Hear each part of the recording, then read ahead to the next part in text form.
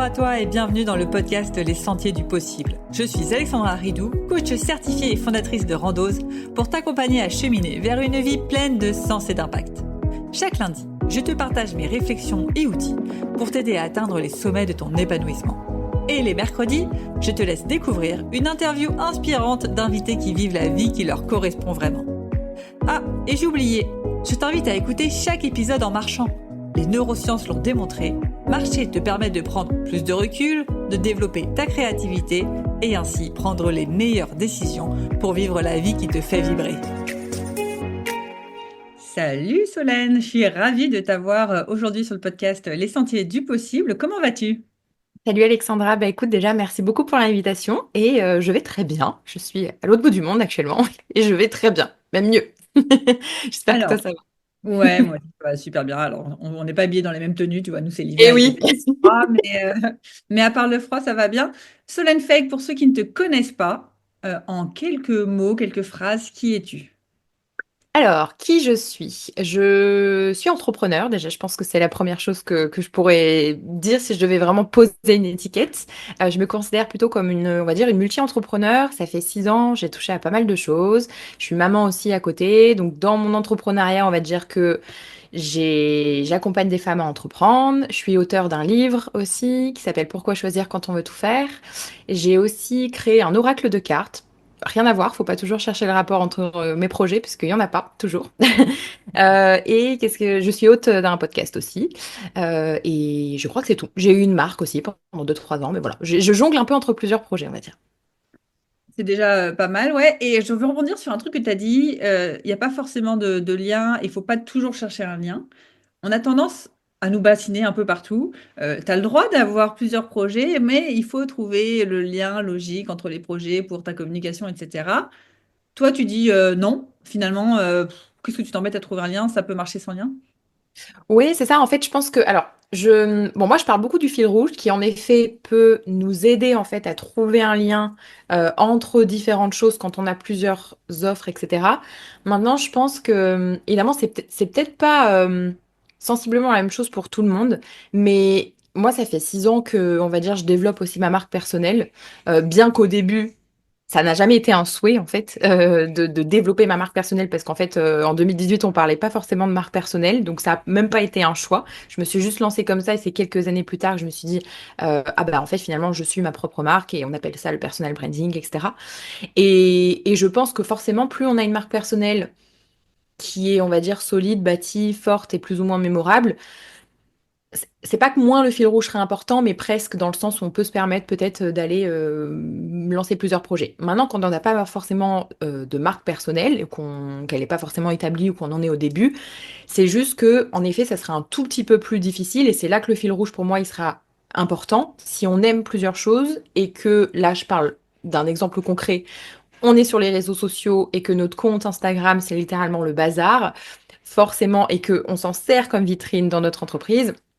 Ça peut être un petit peu compliqué. En effet, si il n'y a pas du tout de fil rouge et qu'on mélange la boxe, la couture, le jardinage avec ci, avec ça, on peut se perdre un petit peu quand vraiment on a à cœur en fait de s'en servir comme vitrine. Si c'est juste un Instagram passion, pourquoi pas, mais voilà.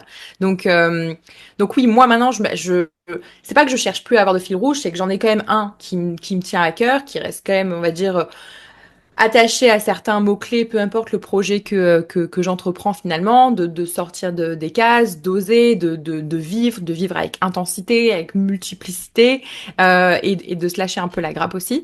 Donc tout ça, c'est un peu les mots-clés qui ressortent en fait finalement à travers tous mes projets. Mais ouais, après, ça veut pas forcément dire que j'expose tout. Il n'y a pas forcément mon oracle et ci et ça sur mes réseaux. Ça reste autour de moi, on va dire. Ça reste attaché à moi. On va dire ça comme ça.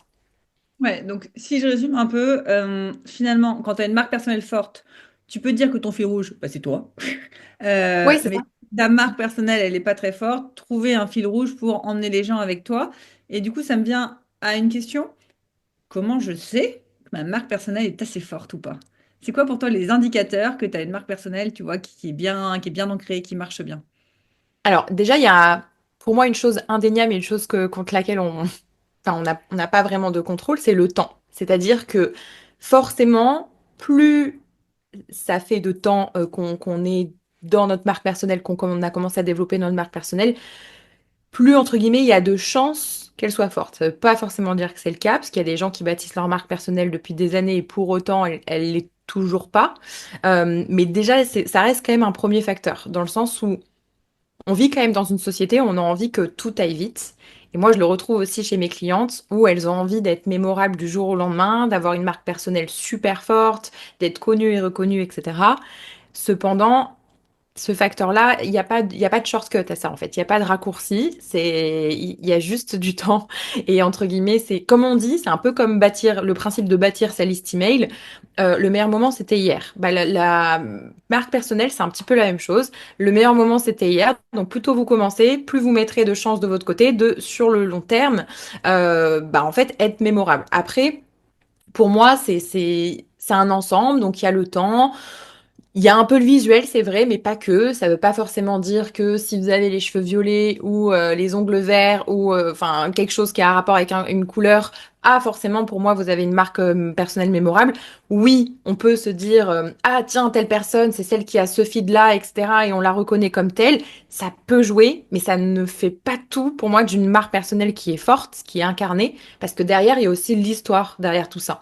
Parce que si mais enfin, visuellement, tu es mémorable, on se souvient de toi par une couleur, mais qu'on ne connaît même pas ton histoire et qu'on ne se souvient pas de ton histoire, ça ne fait pas pour moi une marque personnelle qui est forte. Donc, c'est un ensemble de choses. Voilà, c'est un ensemble de choses qui se bâtissent sur le long terme et qui fait que, au final, on se souvient de telle ou telle personne, on va l'inviter à tel ou tel endroit parce qu'en fait, on se souvient de quelques éléments. Ah tiens, c'est la personne qui fait ça, c'est la personne qui a ça. Et en fait, on arrive en fait à regrouper un ensemble d'éléments de se dire bah, elle a une histoire forte, entre guillemets. Et quand je dis une histoire forte, ça veut pas dire une histoire extraordinaire et avoir fait des choses extraordinaires, parce que ça, c'est pareil.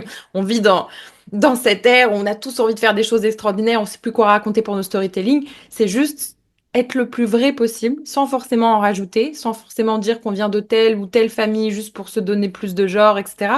Non, parce qu'en fait, c'est juste qu'est-ce qu'on va retenir de vous. Mais on veut la vérité, on veut pas une version un peu mielleuse ou un peu édulcoré de votre personnalité, on veut du vous, en fait. Et c'est ça aussi pour moi une marque personnelle qui est forte, c'est du vous. Et ça doit transpirer du vous, en fait. Quand on voit vos réseaux ou vos conférences, en présentiel, virtuel, la marque personnelle, elle est partout, en fait. Et on doit le retrouver tout le temps. Super, tu viens de nous faire une masterclass sur le personal branding en quelques minutes. Génial, j'adore.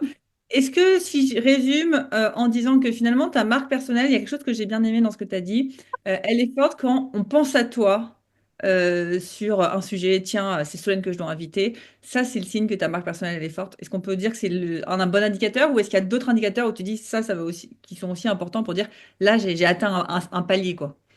Bah, franchement, oui, oui, ça pour moi, c'est un bon indicateur. Justement, c'est un bon indicateur. Maintenant, quand justement on est un peu dans la case dans laquelle je me mets sans me mettre, un peu multipassionné et que justement on aime plein de choses, des fois c'est un peu problématique parce que on va être invité pour telle chose et on va se dire bah oui mais ok on m'invite pour ça c'est cool mais moi il y a aussi plein d'autres choses pour lesquelles donc c'est là que la marque personnelle quand on est un peu multipassionné, elle est pas toujours évidente parce que justement, on dit toujours qu'il faut être reconnu pour une seule chose, que c'est comme ça qu'on va se souvenir de toi.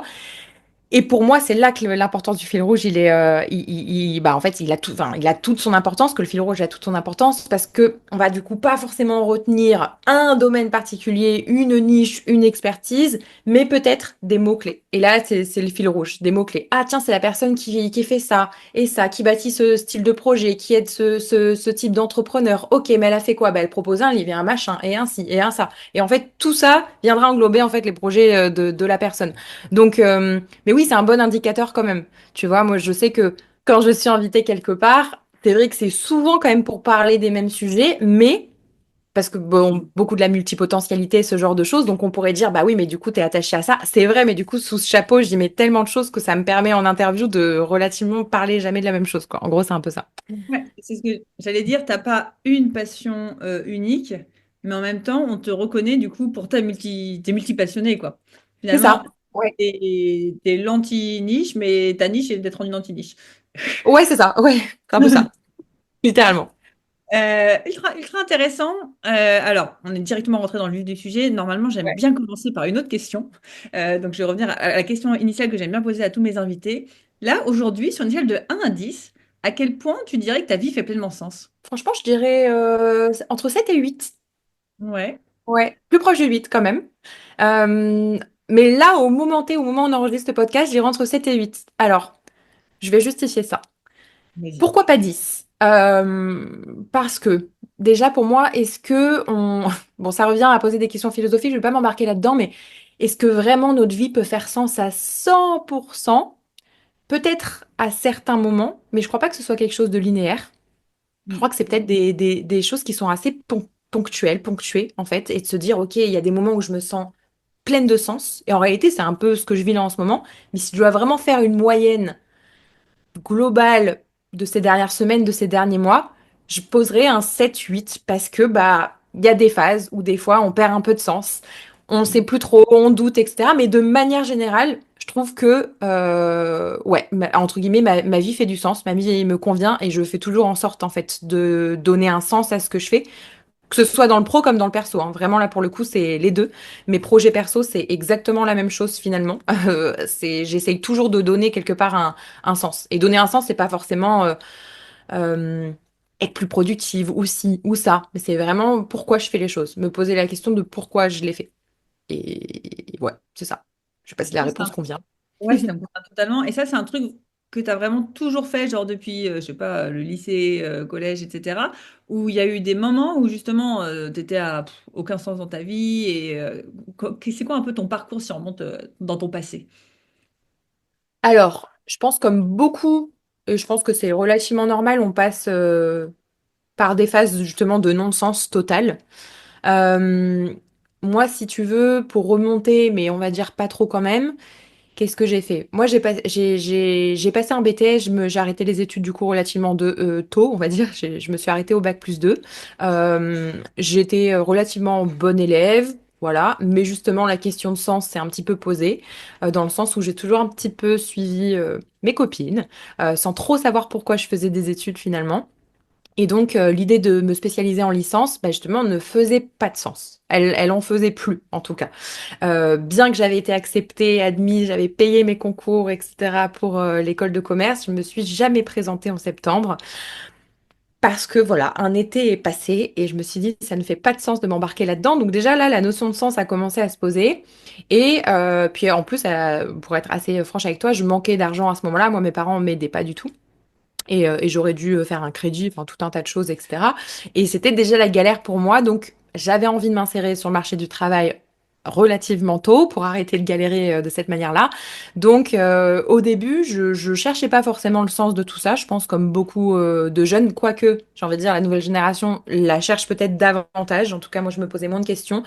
Je cherchais à avoir de l'argent, voilà, à voyager. Je faisais les saisons à droite à gauche. Je me suis insérée dans la restauration qui était entre guillemets la voie de la facilité. Alors, attention quand je dis ça, ça veut pas dire que le travail est simple en lui-même parce que c'est relativement épuisant puis on compte pas nos heures. On le sait, hein, la restauration, on peut facilement monter sur du 70 heures semaine. Pas de week-end, tout ça, on oublie. Mais ça recrutait à l'époque, donc c'était simple dans ce sens-là. Et puis voilà, puis après, à un moment donné, je me suis lassée un petit peu de ça. J'ai fait ça pendant 3 ans. J'ai voyagé, tout ça. Je me suis retrouvée de l'autre côté de l'Atlantique, au Canada pendant 2 ans. La question de sens s'est reposée. À ce moment-là, on était en 2018. J'avais 22 ans. J'en avais un petit peu marre de la restauration. En même temps, j'avais jamais vraiment trop travaillé dans des jobs qui étaient en rapport avec mon diplôme, donc ça a posé problème. J'ai réussi à trouver un poste. J'étais assistante chargée de projet dans un cabinet de traduction à Montréal. C'était chouette, c'était un poste en plus bilingue, donc c'était cool. Moi, c'est aussi ce que je cherchais. On va dire que c'était confortable, mais relativement ennuyant. Enfin, moi, je m'ennuie relativement vite, donc en fait, à un moment donné, quand je suis plus stimulée, j'ai pas fait un burn-out, moi, pour le coup, j'ai fait un bore-out. Genre, littéralement, je me suis fait chier. Genre, désolée vraiment pour le terme, mais vraiment horriblement.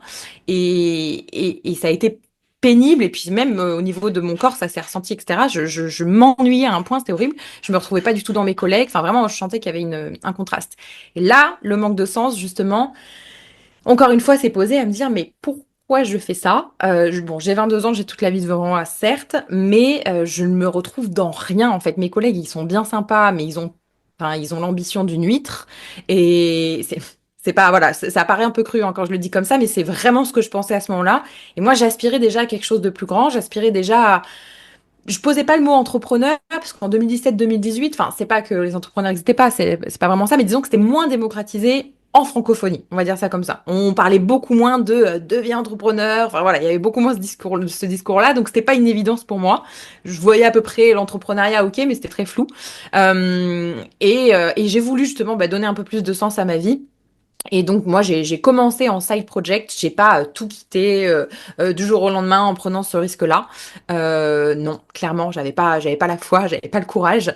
Moi je suis assez frileuse sur les bords et j'ai quand même un gros besoin de sécurité, donc je me suis dit bon, on va continuer en tant que salarié. J'avais deux travails, donc j'étais ça, assistante chargée de projet, et je travaillais aussi chez Victoria's Secret le soir de 17h30 à minuit. J'étais sous-manager, quoi, grosso modo. Mais pareil, ça m'a pas du tout plu, parce que c'est une belle marque, bien, bien féminine, tout ça, mais le management est horrible. Il y a un turnover qui est horrible. Ça, c'est l'envers du décor. Et à côté, j'avais justement ce job-là, et Et j'essayais de monter ça, ma boîte, etc. Hmm. attends une petite seconde, ton side project là, si tu travaillais toute la journée plus le soir, tu le faisais quand le week-end? Comment tu t'organisais? Ah bah justement, c'était horrible. En fait, je faisais 8h, 17h dans mon travail de bureau classique et 17h30, heureusement c'était pas très loin, jusqu'à quasiment minuit, je faisais Victoria's Secret. Mais 17h30 minuit, je le faisais à peu près 4 soirs par semaine. Et 4 soirs étalés. C'est-à-dire que des fois c'était 4 soirs dans le week-end, ce qui fait que du coup j'avais littéralement pas de week-end, parce qu'en fait j'enchaînais jeudi, vendredi, samedi, dimanche. Donc certes j'avais pas les premiers soirs, mais du coup j'avais pas de jour off. Et alors j'ai pas fait ça pendant 2 ans non plus, j'ai fait ça pendant quasiment 7 mois. Mais du coup sur les 7 mois il y a eu presque 3 mois où je n'ai pas eu un seul jour off. Donc là, c'était un peu compliqué, parce que vraiment, du coup, je travaillais tout le temps. Et en fait, je me dégageais des bulles de temps. Mais que j'essayais de me trouver tant bien que mal, mais je me dégageais des bulles de temps. Et je faisais aussi un autre truc, mais qui est pas très bien, c'est que je travaillais un peu sur mon side de business au travail. Dans mon travail salariat. Voilà. Bah, si tu Littéralement t'en dans mon... sortais, à la limite, tant que le travail est fait, C'est ça, c'est- voilà, c'était exactement ça. C'était exactement ça, sauf que enfin, j'avais certains managers qui commençaient à me guetter de loin, à voir un peu, puis c'est un peu cliché ce que je vais dire, mais j'étais vraiment dans un travail hyper salarié avec des mentalités de salarié. Donc quand on commence à essayer de monter un business à côté, on sent qu'on est un petit peu zioté. Et moi, je le voyais carrément, parce qu'ils voyaient que j'avais fini mon travail relativement tôt. Et sauf qu'en fait, c'est soit je faisais ça, soit moi je lis beaucoup. J'avais un livre qui était posé sur ma table et je lisais. Donc j'évitais de trop prendre mon téléphone parce qu'on sait jamais trop, même si je pouvais travailler sur mon tel. Donc, soit je lisais, soit j'étais sur mon ordinateur et j'essayais en fait de monter mon petit truc, mais j'y passais pas énormément de temps. Donc au début, c'était pas évident. Franchement, par semaine, je devais y passer 5 heures par semaine sur mon business et il fallait déjà que je me les dégage ces 5 heures. Donc je me débrouillais comme ça. Et j'ai fait ça pendant 7 mois. Après, j'ai arrêté le deuxième travail, donc ça m'a dégagé plus de temps pour mon side business et du coup j'en avais deux. Et après, c'est seulement au bout de 1 an et demi quasiment que là j'ai vraiment arrêté. 1 an, ouais, non, ouais, à peu près 1 an. Entre 1 an et 1 an et demi que là j'ai arrêté le salariat et je me suis dit, je lance ma boîte, je prends ce risque, je me fais confiance, tout ça. Donc ouais, désolée, je me suis un peu éparpillée par rapport à la question initiale sur le manque de sens, tout ça. Mais grosso modo, résumons, oui, j'ai manqué de sens dans plein de moments dans ma vie et même après quand on est entrepreneur, parce qu'il faut pas croire que parce qu'on, ça y est, on a la sensation de trouver sa voie, qu'on ne manquera plus jamais de sens. En tout cas, moi, j'ai eu la naïveté de croire ça et ça m'est quand même arrivé de relativement tomber bien bas, même quand j'étais entrepreneur. Bon. Et justement, en tant que multipassionné, au début, tu as lancé un side project sur une seule idée, c'est ça? Une seule activité. À quel moment tu t'es dit, allez, j'ai quand même plusieurs passions, j'ai envie de rajouter un deuxième truc, un troisième truc. Comment s'est fait ce cheminement?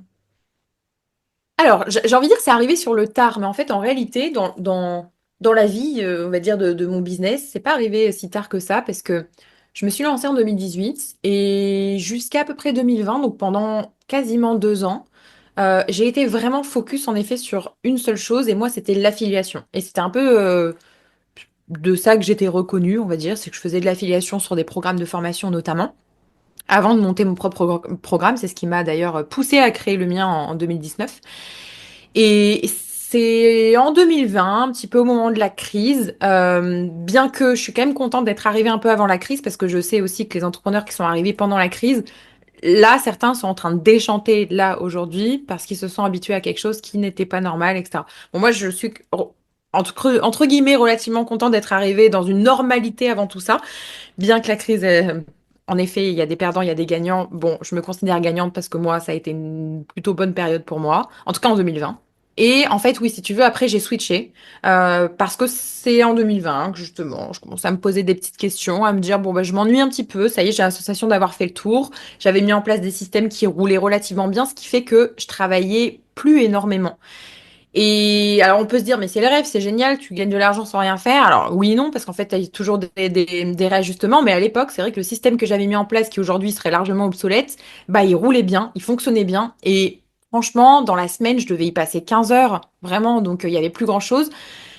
Mais, comme d'hab, je m'ennuie, en fait. Donc, moi, enfin, ça n'a jamais été mon rêve de ne plus travailler. Voilà, je sais qu'il y en a pour qui c'est un rêve, mais c'est souvent un rêve de salarié, c'est ce que je remarque, de se dire, waouh, moi, je vais avoir assez d'argent pour ne plus travailler. Bah, moi, c'est pas mon rêve, justement. Moi, j'adore travailler, enfin, j'adore être occupée, en fait. L'ennui, c'est terrorisant pour moi. Et là, bah, j'avais plein d'heures à tuer, surtout après avoir passé des années avant, entre guillemets, à cravacher. Donc, ben, j'ai commencé à vouloir faire autre chose. Donc, c'est là que j'ai cofondé une marque avec une amie à moi. Au cours d'une conversation, elle me dit, bam, j'ai envie de faire ça. Ok, tiens, moi j'ai un peu de temps libre devant moi. Pourquoi pas? On essaie de faire quelque chose. Bon, la marque n'a duré que 2 ans du coup parce qu'on a ouvert en 2020. On l'a développée pendant quasiment un an. Ouais, un peu plus qu'un an. Puis après, on l'a ouverte 9 mois, quelque chose comme ça. Et on a fermé en 2022. Voilà. Mais cependant, bah, moi j'étais contente parce que du coup je touchais à pas mal de choses. Puis dans le projet de création de marque, bah, il y a plein de casquettes aussi qu'on peut s'approprier, qui sont super cool. Et en même temps, qu'est-ce que je faisais? Bah, en même temps, j'avais aussi lancé mon programme de formation à moi. Donc je restais quand même dans le domaine de la formation, sauf que là, c'était à moi, c'était autre chose, c'était mes clients, c'était pas de la recommandation, de l'affiliation. Donc vraiment, bah, j'ai adoré le process et je me suis dit, mais c'est génial, pourquoi j'ai pas lancé mon programme avant? C'est trop cool. En fait, je voyais l'impact que je pouvais avoir que j'avais moins dans l'affiliation. Et c'est ce qui a fait aussi que je me suis lassée plus vite. En fait, j'essayais d'identifier pourquoi je me lassais plus ou moins vite de certaines choses et d'autres restaient. Et je sais que la notion d'impact est hyper importante pour moi. Ça me fait penser, tu sais, aux six drivers je crois que c'est Tony Robbins qui en parle. Alors, il y a drivers, tu sais, c'est un peu nos moteurs, le moteur de contribution. Il y en a qui vont avoir le moteur de connexion, qui vont avoir besoin vraiment de connecter avec les gens, créer des communautés. Il y en a qui vont avoir le moteur d'impact. J'ai plus tous les moteurs, mais en gros, moi, je sais que j'ai un gros moteur de contribution. J'ai besoin, en fait, de contribuer au monde, d'apporter quelque chose. J'ai un gros besoin de connexion aussi, mine de rien.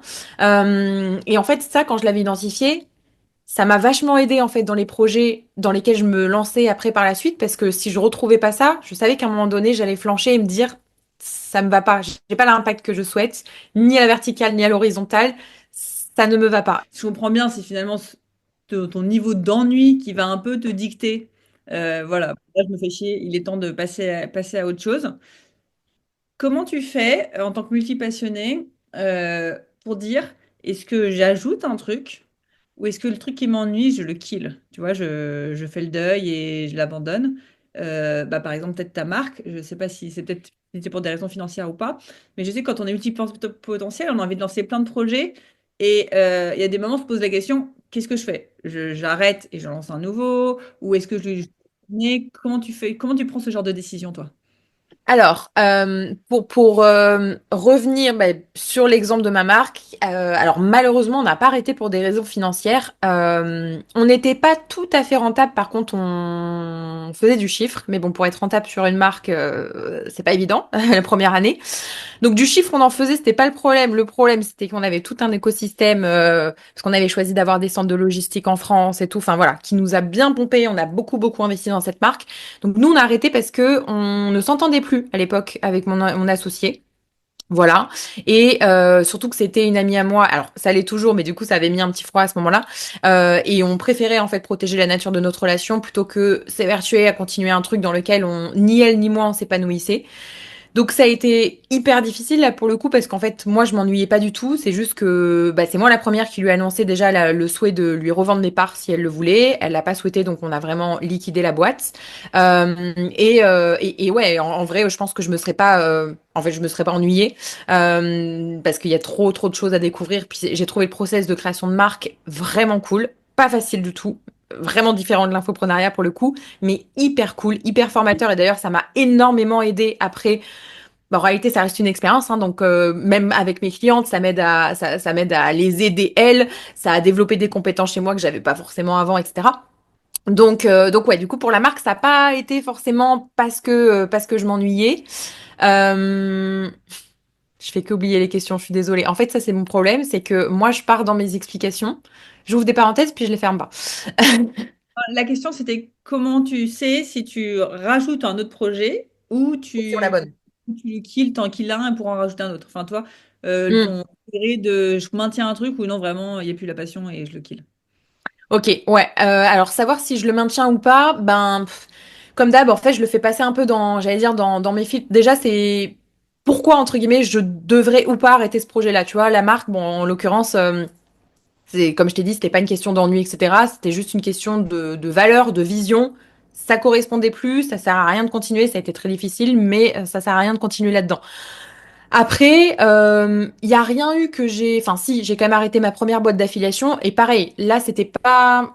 C'était plus une question pareille de vision. C'est pas quelque chose que je souhaitais faire sur le long terme. Et comme je te disais, il n'y avait pas l'impact que je souhaitais avoir. Donc, en fait, je peux être un peu tête brûlée sur les bords, mais j'arrive toujours au moment T à me poser la question de est-ce que c'est vraiment ça que j'ai envie?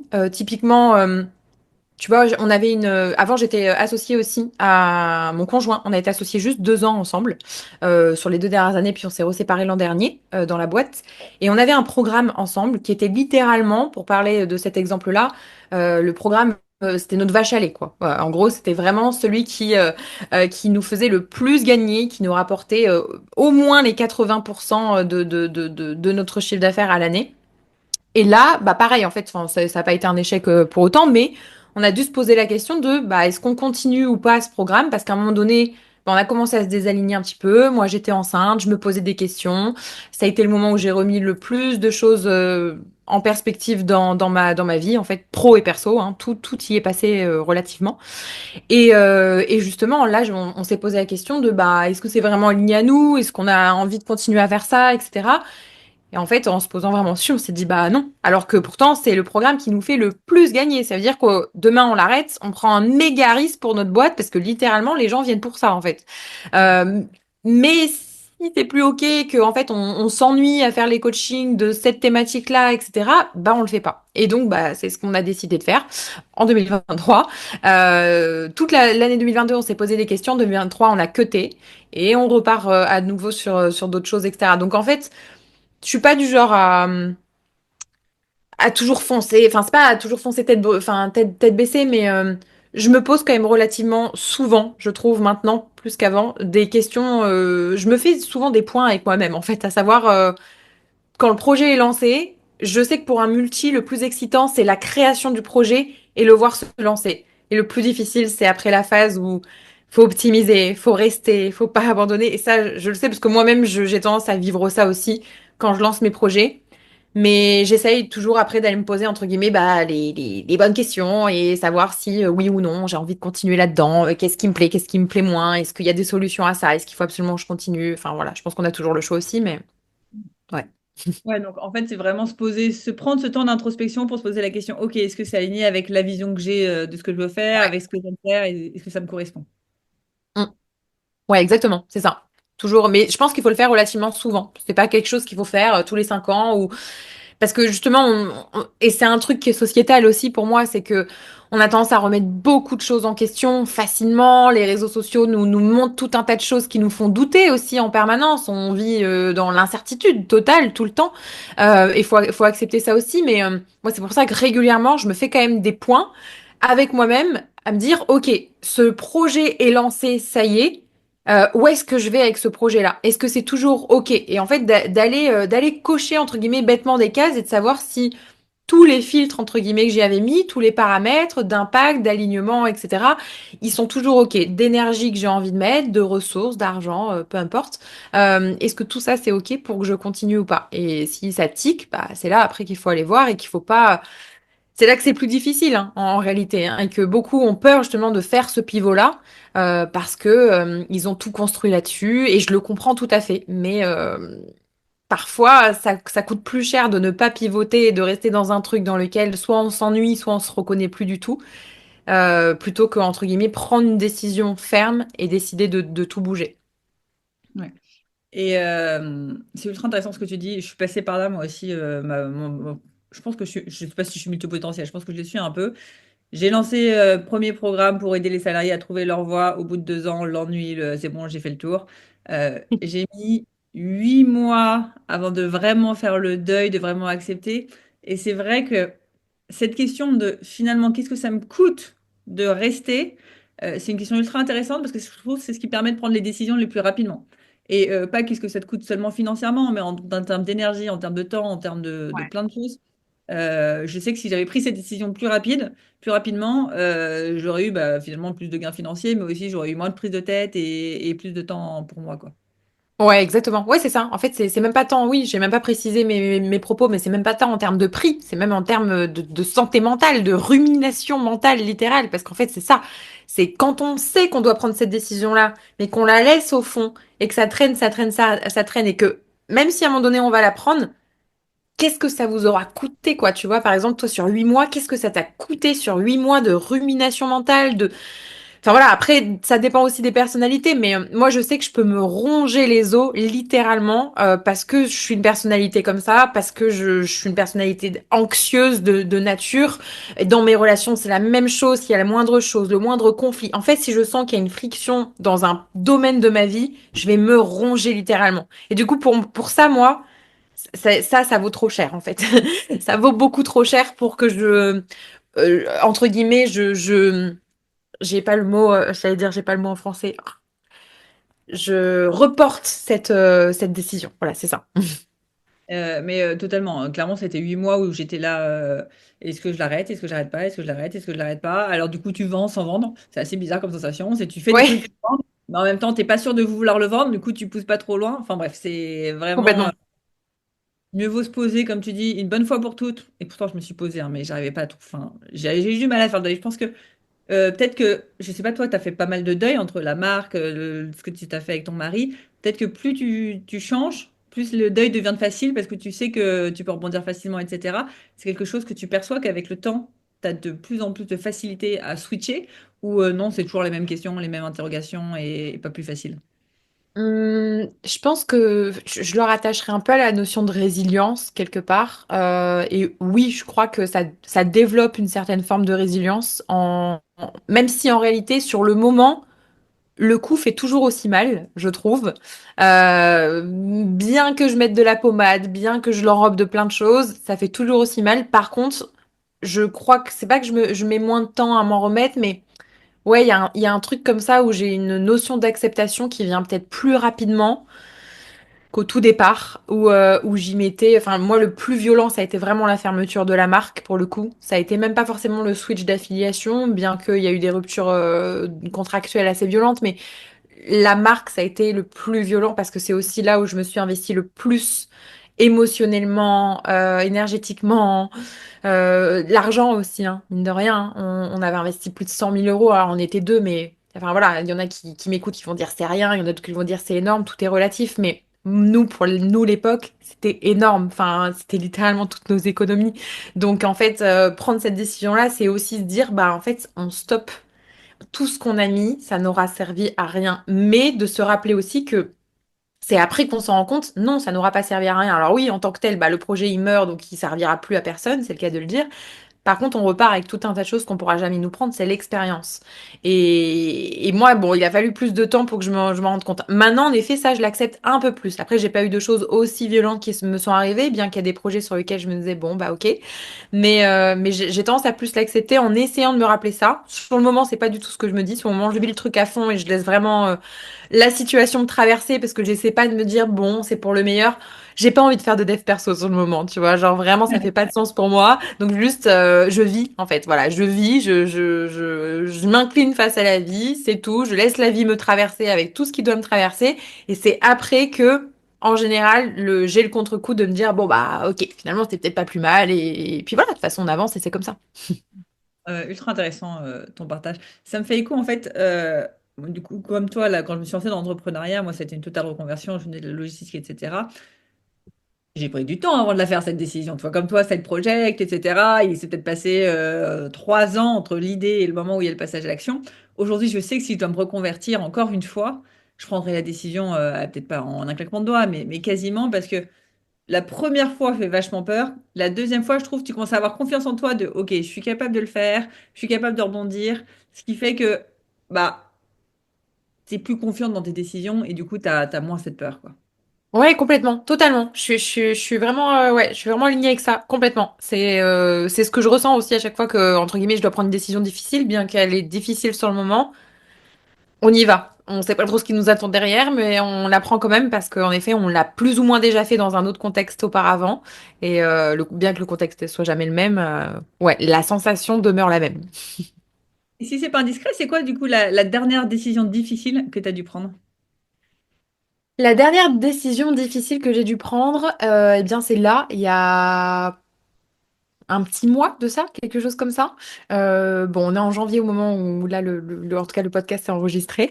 Et c'est une décision en interne plutôt de recrutement, on va dire ça comme ça. C'est une décision plutôt ouais, de ressources humaines où j'ai fait le choix de me séparer de quelqu'un, voilà, dans mon entreprise avec qui je travaillais depuis un moment et ça a ruminé. Mais je sais aussi que c'est la bonne décision.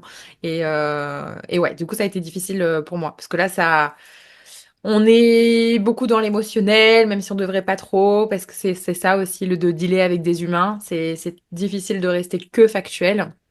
Donc pour moi, ça m'a rongé littéralement.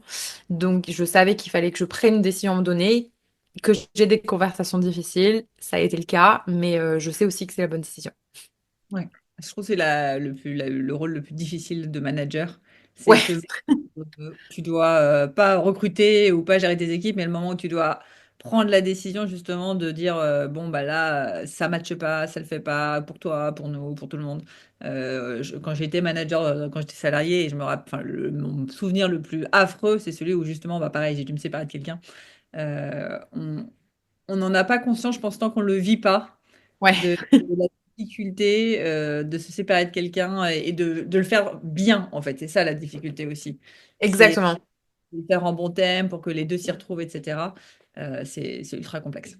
Ouais, complètement. Surtout quand il y a de l'émotionnel dedans, dans le sens où bah en fait, enfin voilà, c'est moi la tête de ma boîte, mais je veux dire mes collaborateurs, c'est pas qu'il y a pas de hiérarchie dans ma boîte, parce qu'il faut forcément qu'il y ait une mini hiérarchie, sinon c'est l'anarchie. Mais moi j'aime bien qu'on soit une team en fait. Il n'y a pas de fais ci, fais ça. Je suis pas trop ce genre de manager, on va dire. J'ai plutôt un leadership très collaboratif. Et je noue des liens avec, alors c'est peut-être mon défaut, mais je noue des liens, des vrais liens avec ma team. Et c'est ça pour moi qui est difficile en fait, c'est de dire à quelqu'un de partir, ça n'a rien de personnel, c'est purement entre guillemets pour les besoins de la boîte et en même temps il faut savoir bien le dire et en même temps voilà, il y a tout un tas de choses à prendre en compte et c'est pas facile, voilà, faut le dire. Quand on est confronté à ça, c'est facile dans la théorie. En plus, j'ai fait mes études dans le management, donc c'est vraiment le paradoxe. Mais dans la pratique, franchement, c'est super difficile. Ouais, non, carrément. Je vois le temps qui passe. Est-ce que tu aurais un conseil, ou un dernier conseil, tu en as déjà donné beaucoup, à ceux qui sont multipotentiels et qui justement cherchent un peu voilà, à aligner leur vie pro et leur vie perso avec toutes leurs multi-passions et ont peut-être plein de croyances qu'on balance, de faut se focaliser sur un truc, etc. Bref, c'est quoi toi le conseil que tu aurais aimé avoir il y a peut-être 5 ans, 10 ans?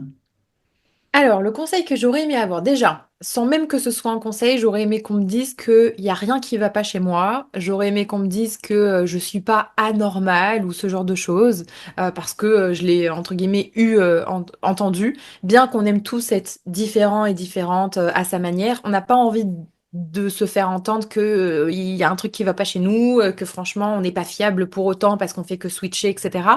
Donc, j'ai envie de vous dire de façon très bateau, bah, de vous faire confiance pleinement, que non, vous n'êtes pas obligé d'entrer dans une jolie petite boîte pour vous faire accepter de l'autre, bien que pour le moment, c'est un problème sociétal, mais je suis persuadée que ça tendra à changer aussi, mais c'est de vraiment vous faire confiance pour vivre en fait ce que vous avez envie de vivre, parce que souvent, quand on est là-dedans, bah, on a l'impression d'être un peu en dehors des clous, voire même parfois d'être un peu en marge de la société et on ne sait pas trop en fait. Et du coup, on se retrouve à se brider, alors le terme n'est pas joli, mais se travestir en fait pour rentrer justement entre guillemets dans la case sans trop qu'on nous dise ah tiens c'est bizarre ce qu'elle fait ou bah elle a pas l'air très très fiable, etc.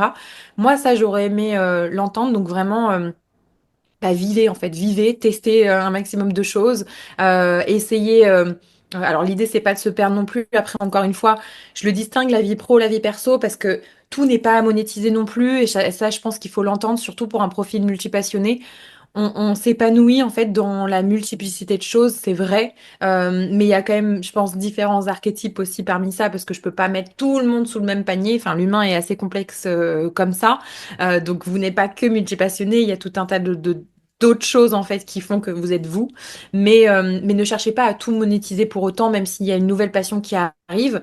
Prenez juste le temps en fait de la vivre. Moi, c'est un conseil que j'applique à ma propre vie parce qu'il y a plein de choses que je fais dans ma vie perso que j'ai pas envie de monétiser. Je danse, je fais de la peinture, j'aimerais bien me mettre au chant aussi potentiellement et je fais de la poterie, du théâtre, etc.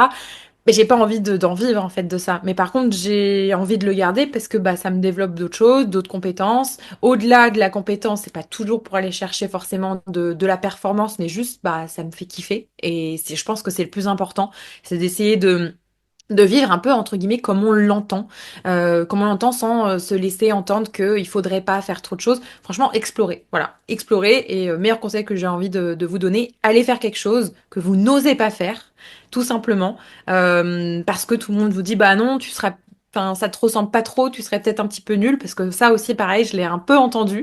On m'a toujours dit que j'étais pas du tout créative pour un sou, etc. Et que si je commençais telle ou telle activité créative, on ne m'y verrait pas, je te reconnais pas, ça te ressemble pas. C'est les projections des gens. En fait, les gens ne savent pas ce qui vous ressemble ou non. Et vous-même, vous pouvez, il y a que vous, en fait, en réalité, qui peut le savoir. Donc, allez tester ce petit truc où vous dites, ah, j'aimerais, mais je sais pas ce qu'on va penser de moi. Bah, on s'en fout. Franchement, allez tester. Puis vous verrez bien, de toute façon, vous ne saurez pas si vous testez pas. Ah, trop bien. J'adore ce conseil de la fin. Soyez vous-même, testez, apprenez de vos tests. Trop, trop bien. Solène, chaque épisode, j'aime bien les terminer par une question de coaching qu'on va poser à nos auditeurs et qui vont se poser en marchant en musique à la fin de l'épisode. Quelle question, toi, tu te poses peut-être de temps en temps et qui te permet d'avancer, de faire le point, ou quelle question tu as envie de poser à nos auditeurs qui pourraient les aider à avancer dans cette quête de sens, d'alignement? Euh, quelle question? Alors, tu me prends de court. Je réfléchis.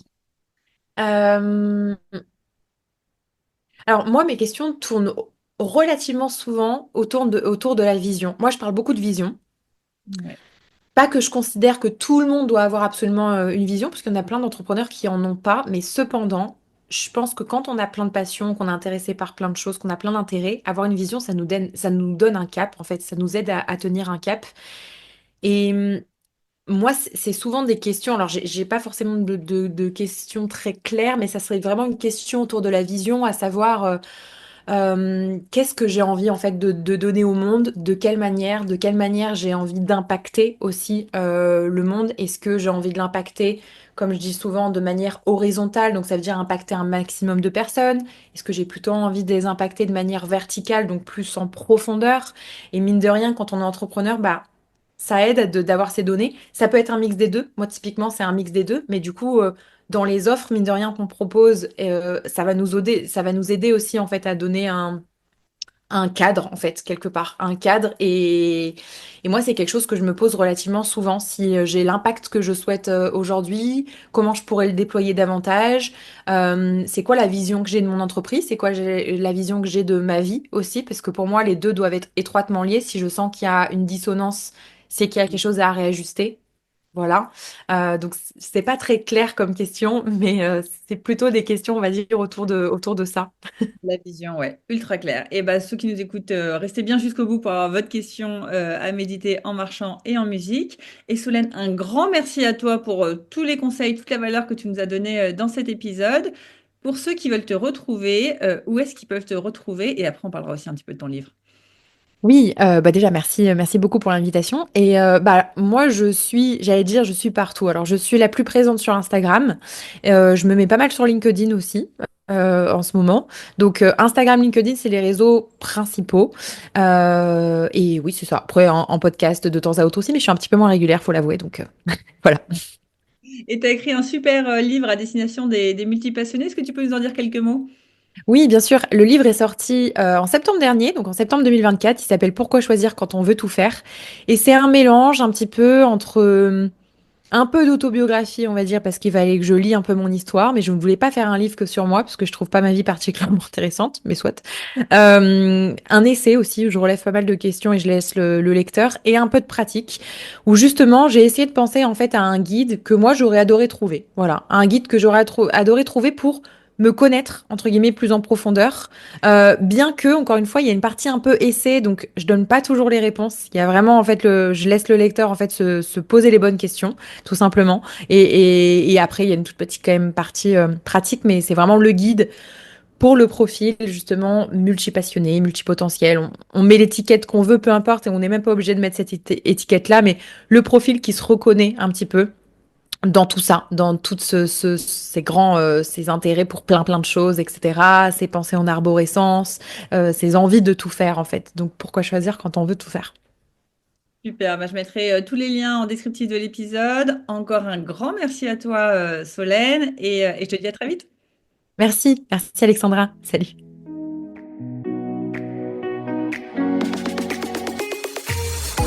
Avant de te plonger dans la question de coaching du jour, pense à rejoindre la plateforme d'exercice en ligne du podcast pour y retrouver les notes d'épisode, les questions de coaching et l'action à réaliser pour cheminer pas à pas vers une vie pleine de sens et d'impact. Le lien est en description de l'épisode. Et bien évidemment, si tu as aimé cet épisode et le concept du podcast, tu peux me le faire savoir en me laissant une belle note ou un joli commentaire sur la plateforme de ton choix. Tu peux aussi partager le podcast à une personne qui peut en avoir besoin. Et c'est parti pour tes 2 minutes de coaching et on se retrouve très vite dans le prochain épisode. Bye bye! Et c'est parti pour ta question de coaching à méditer en marchant et en musique. Et aujourd'hui, c'est Solène Fake qui te pose cette question. De quelle manière as-tu envie d'impacter le monde?